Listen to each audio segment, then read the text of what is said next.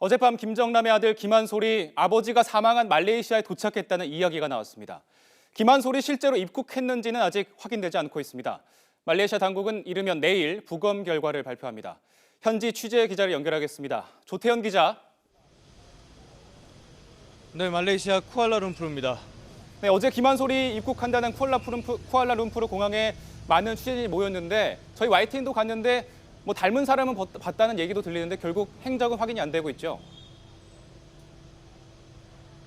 네, 어젯밤 이곳에는 말레이시아 현지에 김한솔이 도착할 것이라는 이야기가 돌았습니다. 공항으로 7시 반에 도착한다는 얘기였는데요. 따라서 현지에 있는 취재인들이 공항과 이곳 김정남의 시신이 안치된 종합병원에 진을 치고 취재를 계속 진행을 했었습니다.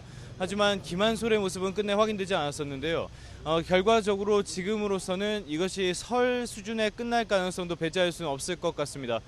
일단 현장에서 상당히 좀 경비가 강화된 모습이 보이고 있긴 한데요. 이것도 그렇고 공항에서도 김한솔의 모습은 전혀 찾아볼 수가 없었습니다.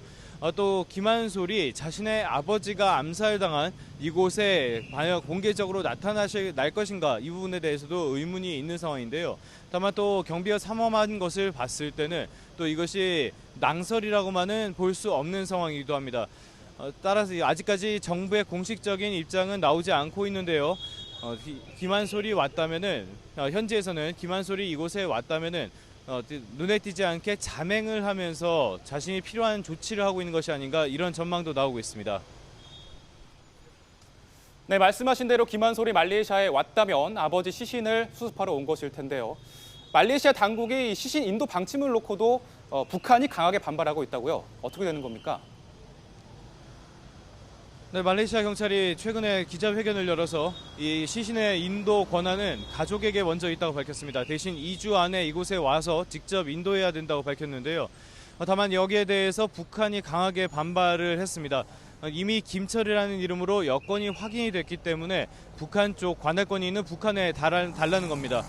또 이렇게 어투가 강해지면서 말레이시아 정부에서도 대사를 초치하고 자국 대사를 소환하는 등 이렇게 거세게 항의를 하면서 양국의 외교 문제로 비화될 가능성도 커지고 있습니다.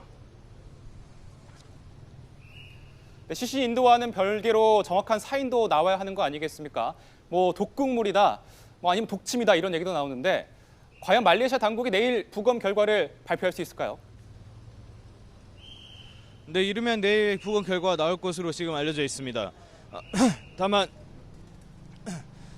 이곳에서 보건 당국이 이르면 내일 부검 결과를 발표하겠다고 밝혔는데요.